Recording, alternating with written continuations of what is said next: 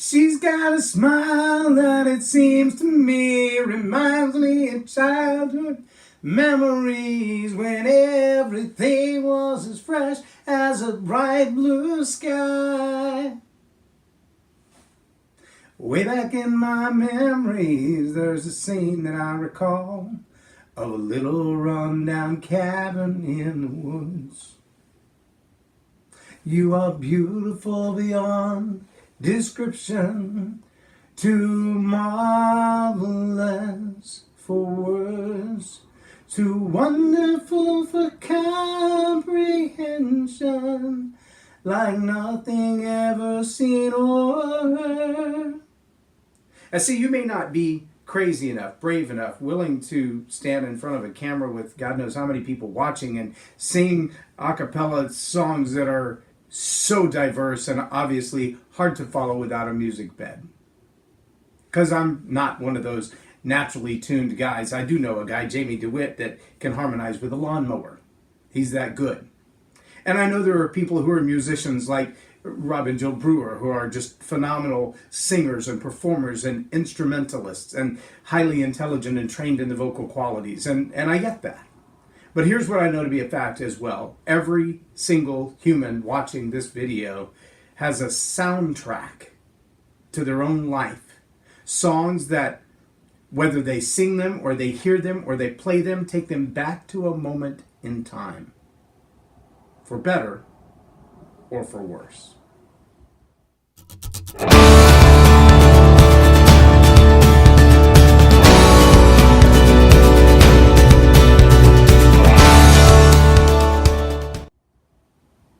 I'm J Loren Norris with Leading Leaders Podcast. I want to challenge you today with a realistic understanding of how influential music has been in your life and is even today. Because we seem to forget how the melody and the lyrics, they marry together. We get these songs that they remind us of our days in high school, and we often reminisce and find those days in our memory to be a whole lot better off than they were in real life. Of course, some people are, like the song says, stuck in high school. High school never ends, according to Bowling for Soup.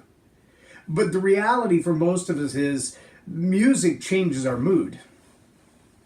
That sometimes the mood that we want to be in determines the playlist that we'll play. If we want to ignore the pain and push right through and have the motivation and the energy for a great workout, we have a playlist for that. If we have to do those mundane, horrible, nobody wants to do them kind of chores like washing dishes or folding the laundry, we have a playlist for that. If we're in church on Sunday or Saturday or whenever it is that you go to your house of worship, we have a playlist for that. When we're hanging out with our buddies, sipping a glass of iced tea or something a little stronger, we have a playlist for that.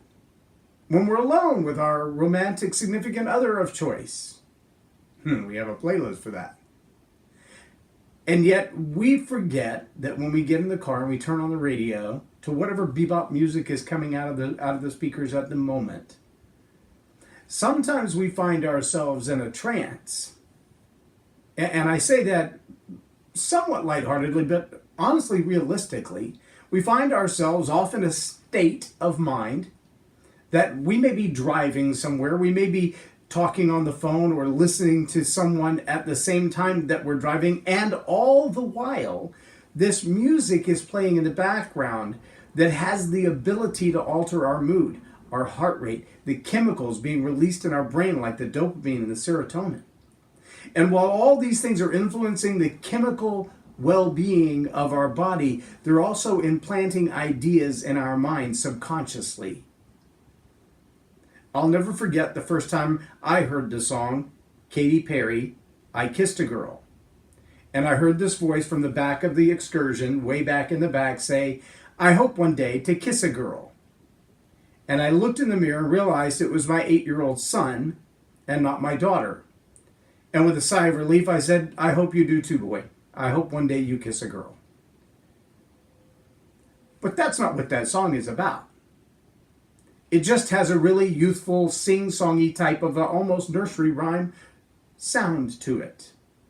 But so do some of the songs that are coming out today that are talking about drug use and violence and murder and sexual escapades that are way off the charts, not what our teenagers should be talking about. So I want to challenge you with this.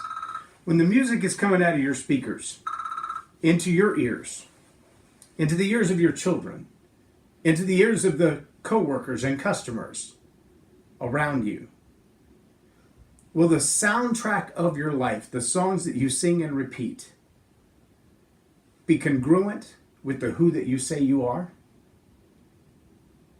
Will people remember you as you want to be remembered?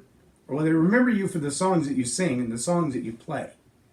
Have those songs embedded themselves in the nature of who you are? We know in certain cultures that the violence in the music is depicted in the streets. We know that to be true. We know that the degrading nature of some songs causes young men to have a different view of young women. We know that to be true. We also know that romance is enhanced by certain songs. That success is driven in the attitudes of some by certain songs. So ask yourself the question, what is the playlist of my life? What is the soundtrack of my life? And if I'm willing to admit that leadership is influence, nothing more and nothing less, then how much has music influenced my life? Where has music led me? I'm J Loren Norris with Leading Leaders Podcast for Tell It Like It Is TV.